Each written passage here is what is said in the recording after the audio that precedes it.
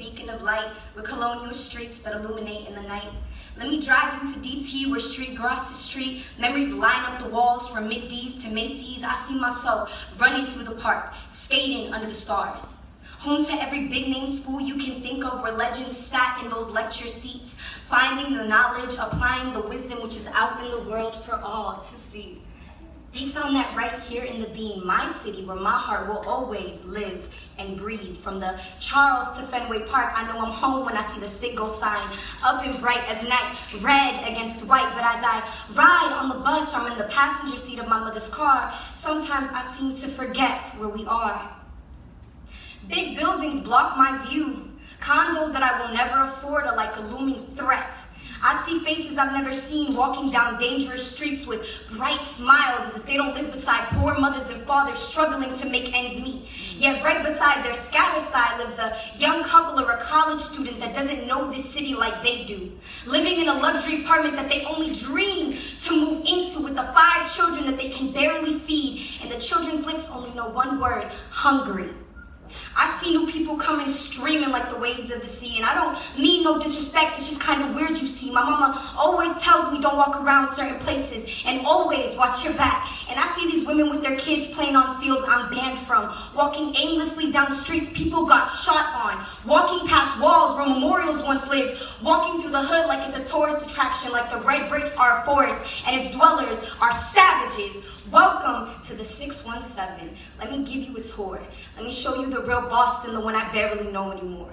Let me take you to the real hills, the mission I love, where my teachers grew up and they saw their friends drop like dimes because someone pulled out a 9 and they live with PTSD, hearing the screams of their neighbors running down streets. But even despite the violence, they made it out and they dedicate their lives to the classroom, teaching math to science to everything else.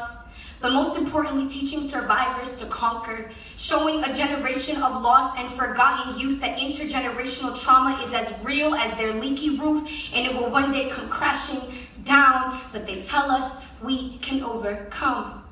We can trample the past underfoot, but not with the weapons we look to in times of desperation, but with the weapons of knowledge, of a good education. Let me take you to Jackson, where the poles sustaining the station are painted with the colors of what makes Jackson, Jackson, are painted with the colors of good seasoning, of pizza stops, of barbershops, where a hola and a what's up is at every corner I walk, and all of your friends live right down the block.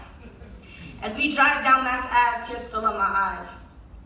When I see sidewalks and fences aligned with the homeless feeding off drugs, people drive around drunk men and women that stand in the street praying they'll get hit as to end their misery. And I sit here and wonder where our leaders are when we need them. I would sit in my bedroom and hear my mother weep, not only for herself and the fact that sometimes we don't know how we will pay bills some weeks, but she weeps for the youth she sees at her job, lost ones, caught up in a system that doesn't want them, living on their own in a cold city that claims to care but leaves them abandoned. Kids that have grown up loyal to this city don't even know its opportunities, don't know what Beacon Hill is or how to get to the museums, have never been to a university walkthrough, but college students are flooding in by chunks from everywhere but here. Such a pity when the people who claim to represent you make you feel like they're letting you down. Tall buildings look like Babel Tower, higher than my dreams. People walking in and out that I have never seen, but I found myself questioning sitting back in my seat. How do they build these condos when BPS don't got enough money?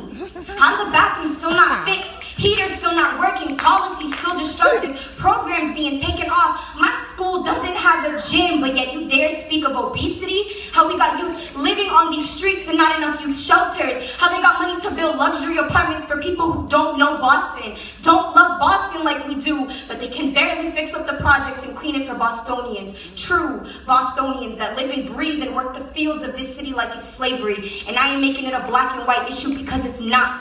It's a culture issue, an economic issue, it's a priority issue. I ain't questioning nobody's authority, but I'm questioning what we do with what we say that we got. And I'm questioning what we think is important and what's not. Because little kids dream about the life that you got, and they might just have that life that you got unless nobody pulls the trigger and gets them shot. I don't blame them for questioning the people in power when some of our leaders live in heated houses, driving cars with heated seats, and their family sleeps close to them at night with a roof that doesn't leak. And some of them don't even live in the city they preach to love. They live miles away in a suburb, safe away from the crime and the addicts and the gang violence, safe away from the people that they tell their children to stay away from. These are the same people that come and speak for a city that they barely know, funding programs to build up apartments real Bostonians can't afford. They talk about exams and programs in Metco, but leave our public schools to rot and crumble. They make hasty decisions saying it will benefit us all, but did they ever ask the whole city what they wanted for themselves, or did they just assume these big shiny apartments are what we needed?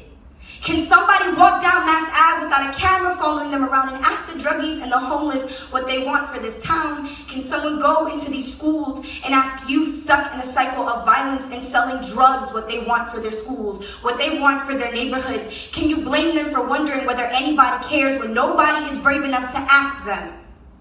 I hope that y'all haven't forgotten that the real Boston is still here. And I don't know if they think a little gentrification and raising rent prices and new buildings are gonna drown and push us out. But our voices are here and our bodies are too. And I hope in my heart that getting rid of us is not what you're trying to do. Because if you get rid of us, Boston comes with us too. Thank you. Yes!